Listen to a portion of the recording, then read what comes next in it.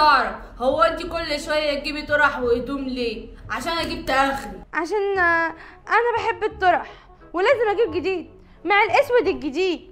يا دي السواد الجديد، الطرحه دي بتعصبني، انا بفضل رايح جاي في البيت بتكعبل من كتر الطرح.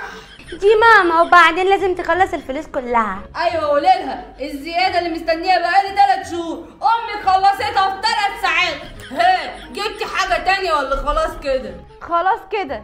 طب ما تطلعي بقى.